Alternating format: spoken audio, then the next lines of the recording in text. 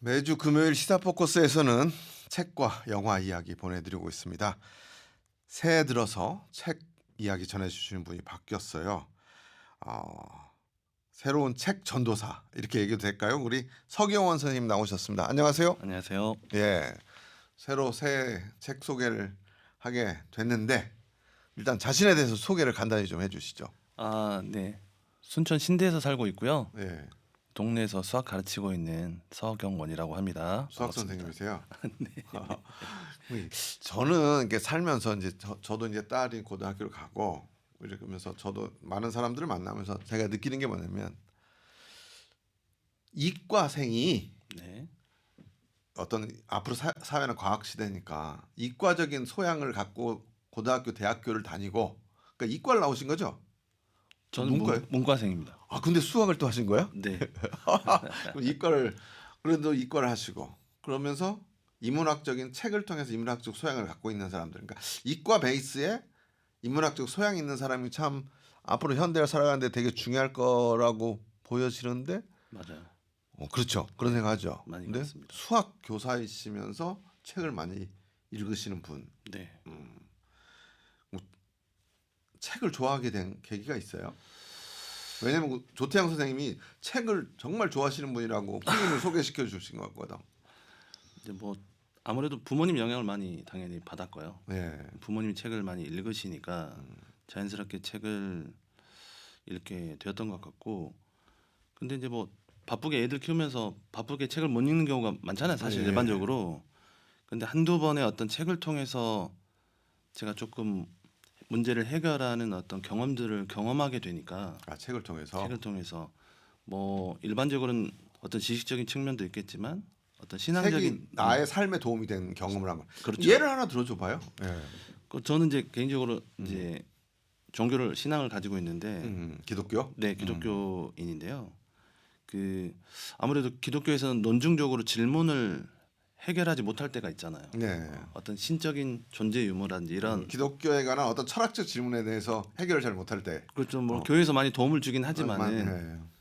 그런데 어떤 C.S. 루이스의 어떤 고통의 문제라는 책을 읽고 나서 되게 어려웠긴 했는데 어떤 신앙 문제를 해결하는 효능감을 좀. 자기 얘기하면서 왜 자꾸 노트북을 봐요? 예. 그냥 나보고 얘기해. 예. 예. 네, 그래서 그 효능감을 좀 느끼다 보니까 아, 책이 예전에는 재미만 줬다, 즐거워서 책을 읽었다라는 측면만 있는 줄 알았는데 점차 아, 이게 내 인생의 어떤 결정을 내리는데 도움이 되는구나, 네. 그런 걸 경험하게 되니까. 그러니까 그걸 구체적으로 얘기해 줘요. 사실 C.S. 루이스는 상당히 기독교적인 책들을 많이 쓰고 그쵸. 약간 신학적인 면도 갖고 있는 거고, 근데 C.S. 루이스가 쓴 또 우리가 많이 하는 그 뭐죠?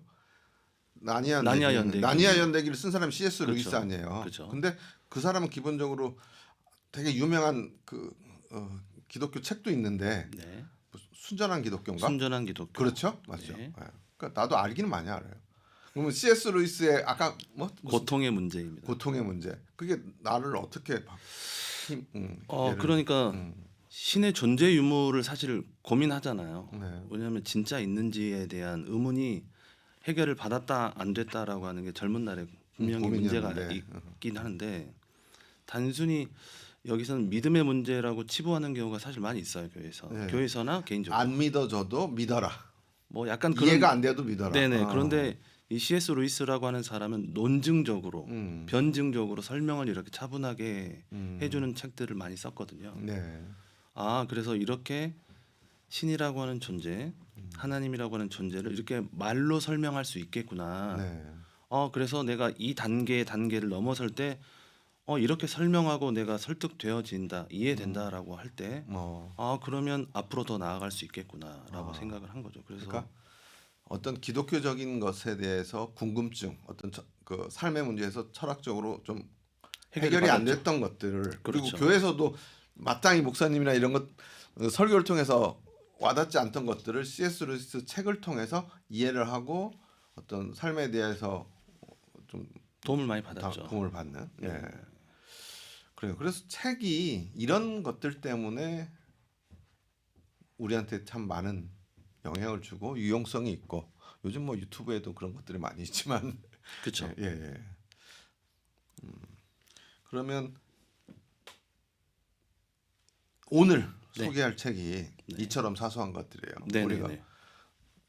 처음 이제 방송에 책을 소개하면서 어떤 책을 할까 고민이 많으셨을 텐데 이 책을 선정하게 된 계기는 뭐 이제 책을 선정하려고 이제 많은 책들을 좀 제가 읽었던 책들을 솔직히 많이 뒤져봤죠. 네네. 근데 저는 사실 독서 전문가라고 말할 수는 사실 없기 때문에 책을 좋아하는 분. 네, 책을 좋아하는 사람이기 때문에 책을 소개한다는 건 저를 소개한다라고 생각이 들어지더라고요. 나를 소개한다라고 말해도 무방하잖아요. 네. 그럼 나를 소개한다는 것은 나의 취향을 소개한다는 것인데 그렇죠. 나의 취향이 어떻게 현재 이루어지고 있고 나는 어떤 선택들이 이루어지냐라고 제 자신을 한번 돌아봤다고 생각이 듭니다. 책을 선정하는 과정에서 네네. 그럼 나는 어떤 책들을 좋아하나 네네. 보게 되네요, 그죠? 생각해 본 적이 별로 없는데 네. 그래서 이제 몇 권을 이제 이야기를 나누면서 네. 아 내가 이런 책들을 좋아하고 나라면 이런 책들을 추천할 수 있겠다라고 하는 책들이 있었는데 네. 그 중에서 이제 첫 번째로 되게 얇았어요. 네. 그래서 저만 읽는 게 아니라 내가 읽었던 책들이 다른 사람에게도 좀 공감을 주면 좋겠다. 근데 어떤 공감이었냐면 같은 고민을 하고 있는 주인공하고 조금 공진하는, 진동하는. 그러니까 이처럼 사소한 것들의 주인공 네, 빌 펄롱. 네, 빌 펄롱이 나의 어떤 고민, 나의 삶의 고민과 어떤 그 같이 공진되는. 네 그런 부분이 최소한 저희 나이대가 아니어도 젊은 나이대에도 분명히 선택이나 고민하는 부분이 많이 있잖아요. 네. 아 충분히 그걸 좀 설명해 주면 그냥 읽고 넘어가지 않고 도움이 되겠다 싶고 얇으니까 제가 소개를 하거나 여기서 소개하고 다시 충분히 다시 읽어볼 수 있겠다. 그렇죠. 너무 어렵지 않게라고 해서 사실 한 4개 정도 책을 저한테 보내주셨잖아요. 피디님은 어떤 책 하면 좋을까? 그런데 거기서 이제 클레어 키건, 네. 네, 이거 뭐냐, Small Thing Like This, 이처럼 사소한 것들. 제가 이 책을 작년 여름에 클레어 키건이 유명해졌잖아요. 그래서 보다가 원서를 봤는데 원서도 100페이지 가량이에요. 그래서 그렇죠. 원서에 한번 도전해 보겠다고 샀는데 그동안 못 읽고 있다가 우리 성영원 선생님이 얘기해 주셔서 나도 원서에 다시 한번 도전하겠다 하고 읽었는데 참 힘들긴 힘들더라고요, 영어로. 네. 예. 그런데 이 책이 워낙 베스트셀러니까 네. 영화로도 나왔잖아요. 그래서 영화는 제가 그래 이 원서를 읽으면서 한글판을 또 사서 보고 싶은 욕구가 너무 강했는데 네. 아 그거는 또 그렇게 사면 제가 처음에 원서를 샀던 나에 대한 모독 같기도 하고 그래서 영화가 나왔길래 OTT에 영화도 10,000원 가까이 하더라고요. 그래서 그 10,000원 돈을 책 사는 대신 영화를 소장으로 해가지고 영화를 봤는데 영화도 저는 되게 울림이 좀 있었어요. 되게 영화 자체는 느리게 진행돼서 영화 자체에 어떤 재미는 없는데 참 사람을 생각하게 하는 빌 펄롱의 그 사람이 어떤 나중에 결정을 하게 되는 그 과정을 조심 관찰자 시점으로 멀리서 바라보는 듯한 시각으로 영화를 계속 만들어서 근데 책도 그렇게 진행되는 거죠. 예. 네, 아무래도 잔잔하게. 영화도 보셨어요? 뭐 완벽하게 보지는 못해서. 네. 그러니까 사실 이 책도 부커상 후보에 올랐고, 네. 그렇죠. 우리나라 베스트셀러기도 하고 네. 수상은 못한 거죠, 부커상. 부커상은 수상 못했죠. 그리고 영화도 그 베를린 영화제 은곰상. 네, 상을 받은 걸로 알고 있습니다. 은곰상이면 두 번째 2등 상이거든요. 황금곰상이 대상이고. 네. 그러니까 어쨌든 책도 인정을 받고 영화도 인정을 받은 작품이라는 거죠. 예. 그렇죠. 그러면 이 책의 등장인물 어떤 내용인지 우리가 그 소개를 안 하고 너무 많은 얘기를 풀어온 것 같은데 그 얘기를 좀 해주시죠. 이제 뭐 간단하게 이야기하면 빌 폴롱이라고 하는 이제 5 아이의 아빠, 5 아이의 5 딸의 아빠. 네네. 딸은만 5이에요. 예. 뭐 괜찮긴 한데 하여튼 5 딸의 아버지가 주인공으로 등장하고요. 예. 이제 이 책은 굉장히 인기가 있어서 뭐 상을 받기도 했지만 이 배경은 사실 좀 우리에게 낯선 아일랜드를 그렇죠. 배경으로 아일랜드죠. 하고 있어요. 그래서 1980년대 아일랜드를 배경으로 하고 있는데 우리에겐 좀 낯선 내용일 수 있어요. 이제 막달레나 세탁소라고 하는 배경을 가지고 이야기가 진행되는데요. 얘가 조금 유럽에서는 좀 논쟁적이었고 좀 이슈가 되었던 막달레나 세탁소. 세탁소. 그러니까 이게 수녀들 천주교에서 운영하는 세탁소인데 그쵸. 이게 사회 문제가 한번 돼서 시끄러웠던 적이 있고 1990년에 이 건으로 이제 세탁소가 폐쇄되기도 한 네, 사실은 실화에 어느 정도 근거한 그렇죠. 그렇죠. 이제 네. 역사를 배경으로 하지만 역사 소설은 아니지만은 그렇죠. 그 사건을 배경으로 한 거죠. 거기에서 일어나고 있는 어떤 부조리한 상황들을 목도하는 주인공이 어떤 선택을 하고 어떤 감정들이 일어나고 있는지를 차분하게 이뤄내고 적어내고 있는 내용인데요. 조금 천천히 읽을 수 있고 나라면 어땠을까라고 충분히 공감하고 감정을 이입해서 읽을 수 있는 책이라고 생각이 그래서 되어집니다. 막달레나 세탁소가 뭔지 그 네, 당시에 그러니까 이 카톨릭이 운영하는 막달레나 세탁소가 어떤 일을 했고 배경을 좀 설명해줘야 네네. 이 영화에 왜냐면 사실 그걸 모르고 책을 읽어도 되지만 어차피 우리가 소개하는 김에 그 사건을 얘기해주는 게 나을 것 같아요. 그렇죠. 이제 예. 이게 배경을 설명하면 조금 많은 이야기를 해야 되는데요. 네, 아일랜드가 사실은 저희 나라랑 약간 비슷하거든요. 네. 북아일랜드하고 아일랜드하고 그 네, 분할되는 거. 나눠졌는데 그 전에 잉글랜드로부터 700년 거의 800년 가까이 이제 지배를 당하던 그렇죠. 나라였죠. 예. 그러니까 되게 핍박받고 가난한 나라였는데 음. 그 시기에 막달레나 세탁소라고 하는 것이 국가가 좀 용인해줬다고 생각되어지는 그렇죠. 카톨릭. 어떻게 보면 카톨릭을 용인해 준 거죠. 그렇죠. 그러니까 카톨릭이 운영하는 여러 것 중에 하나. 예. 네, 그 세탁소가 이제 왜 문제가 되냐면은 성윤리에 문제가 있다라고 낙인 찍힌 어떤 여성들. 여성들이나 특히 여성들 위주로 근데 너무나 나이 어린 애들까지 그러니까 뭐 불러다가 약간 매춘부나 네, 미혼모, 네, 남편이 없이 아이를 가진 아이들, 그다음에 좀 방탕한 어린 소녀들을 어떻게 할 수 없으니까 이 소녀들을 카톨릭에서 수용해서 어디 갈 데도 없고 그러니까 카톨릭에서 수용해서 일을 시키는 곳이 그러니까 세탁 일을 시키는 곳이 막달레나 세탁소인 거죠. 그렇죠. 예. 이제 좋은 의도로 시작을 하긴 했지만 그렇죠. 처음엔 좋은 으로 시작한 거지. 네, 그런데 너무 착취를 당하게 되고 인권 유린이 이루어지는 문제였는데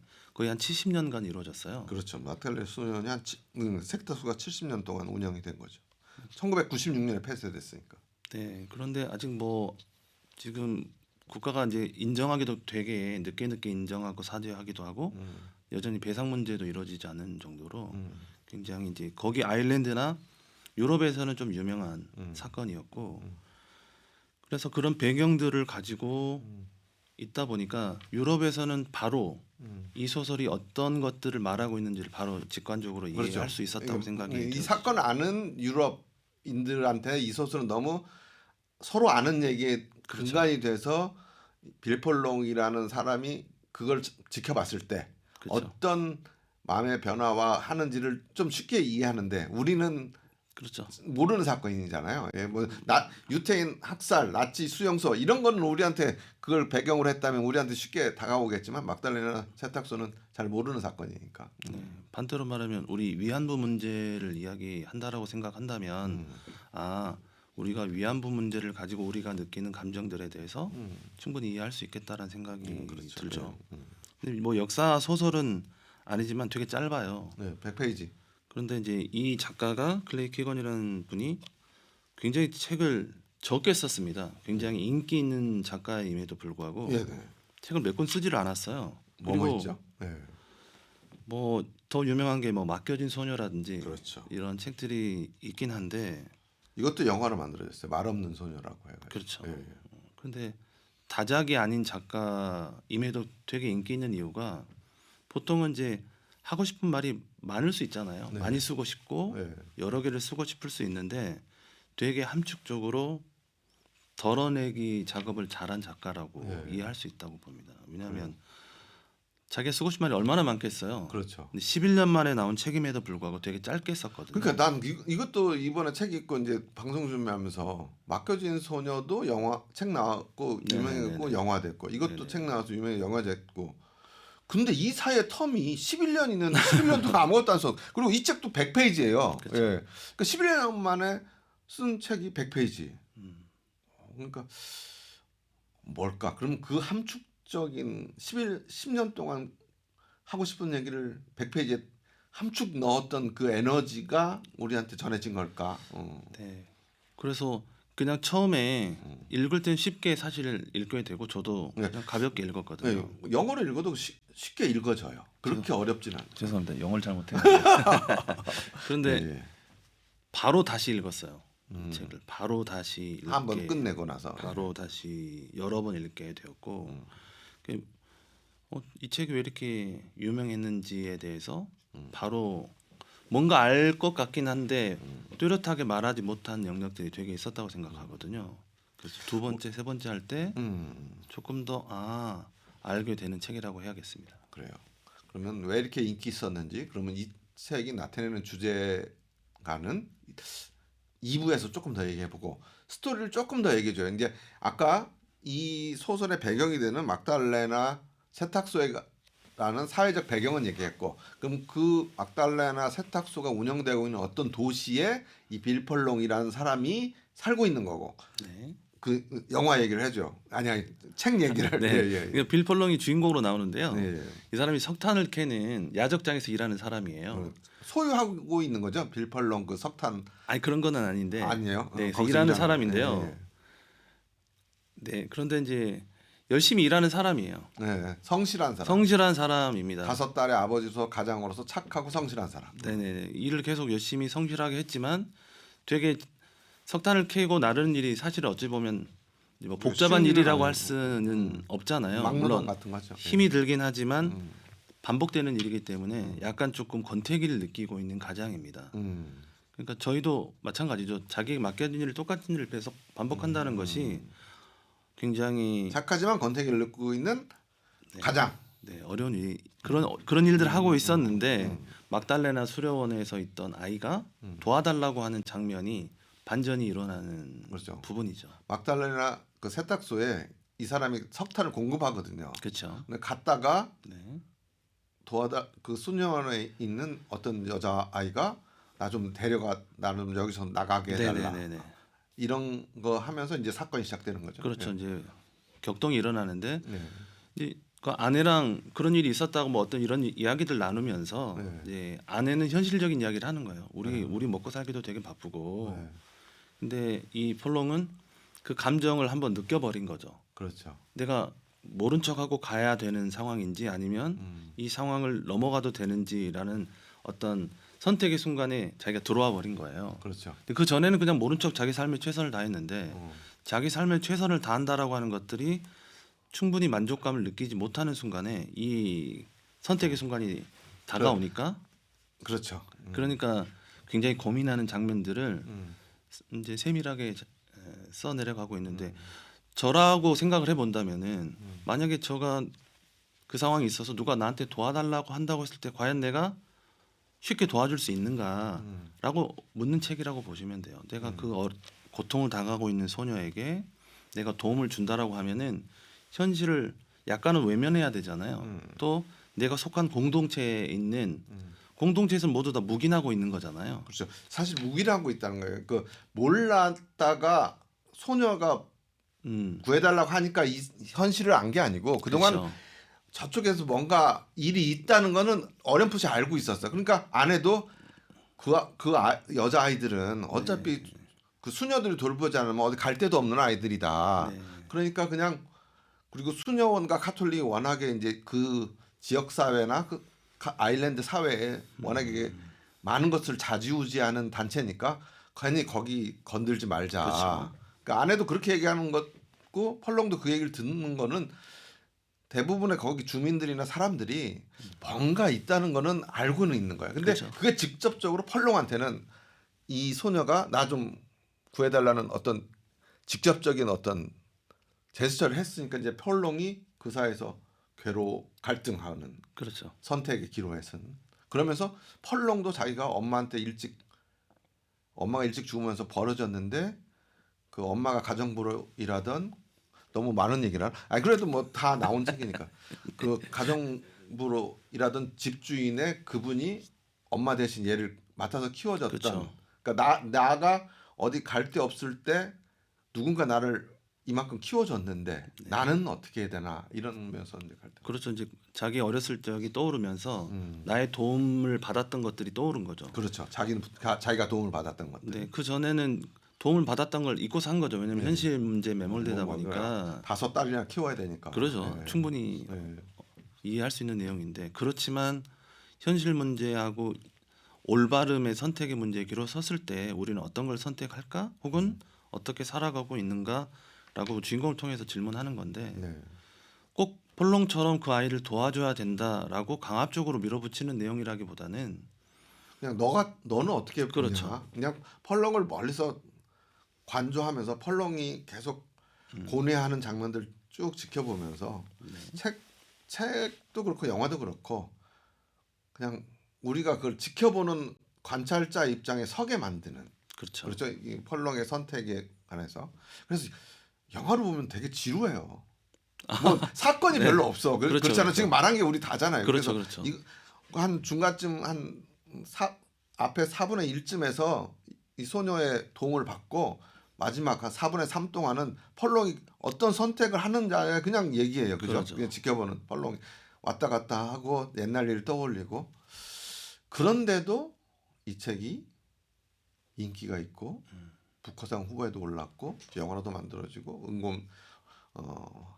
은곰상도 은검상. 타고 네. 그런 이유는 어디 있을지 그리고 이 책이 전해주는 메시지는 주제는 무엇인지는 오늘 시간이 다 됐으니까 2부에서 다시 하도록 하죠. 예, 오늘 말씀 감사합니다. 네, 감사합니다. 오늘 서기원 선생님의 첫 방송이었는데요. 책 이야기 클레어 키건의 이처럼 사소한 것들 보내드렸습니다.